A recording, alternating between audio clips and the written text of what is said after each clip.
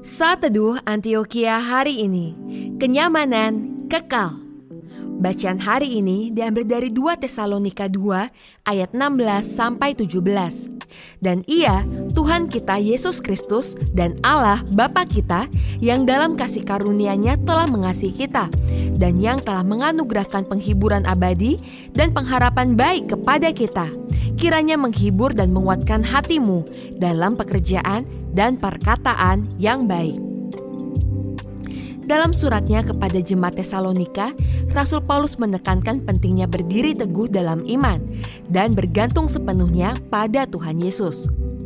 Ia menyadari bahwa manusia tidak mampu mencapai keselamatan dan pertolongan secara mandiri. Oleh karena itu, Paulus berdoa agar Tuhan Yesus dan Allah Bapa memberikan pertolongan dan penghiburan kekal kepada setiap orang percaya. Doa ini mencerminkan kasih dan kepedulian Paulus terhadap jemaat Tesalonika dan juga menjadi pengingat bagi kita bahwa Allah senantiasa siap memberikan penghiburan dan kekuatan kepada umat-Nya. Penghiburan yang diberikan oleh Allah bukan hanya membangkitkan orang yang patah semangat. Penghiburan itu juga bertujuan untuk meneguhkan, menguatkan, dan membangun kita dalam setiap pekerjaan dan perkataan yang baik.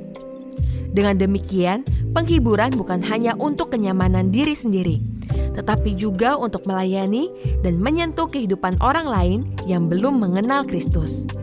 Sebagai umat Allah, kita memiliki tanggung jawab untuk menyampaikan kasih dan penghiburan yang kita terima dari Tuhan kepada orang lain. Melalui karya dan perkataan yang baik, kita dapat menjadi alat Allah untuk membantu orang yang belum mengenal juru selamat kita. Penting untuk diingat bahwa penghiburan dan pengharapan yang kita terima bukanlah hasil dari perbuatan baik yang kita lakukan. Sebaliknya, keselamatan dan penghiburan kita adalah anugerah Allah yang diberikan melalui kasih karunia-Nya. Hal ini menunjukkan betapa besar dan tak terhingga kasih karunia Allah kepada umat-Nya. Karena itu, kita juga diingatkan supaya tidak hanya menerima penghiburan dan pengharapan, tetapi juga untuk memberikan penghiburan dan pengharapan kepada orang lain. Kita dapat melakukan ini melalui perkataan yang penuh kasih, sikap yang memperhatikan, dan tindakan nyata yang membantu. Saudara, mari renungkan kasih karunia Allah sejenak. Sebagai orang Kristen, apakah kita berdiri teguh dalam iman dan bergantung sepenuhnya pada Tuhan? Apakah kita mempersembahkan hidup kita sebagai alat bagi Allah untuk memberikan penghiburan dan pengharapan kepada orang lain?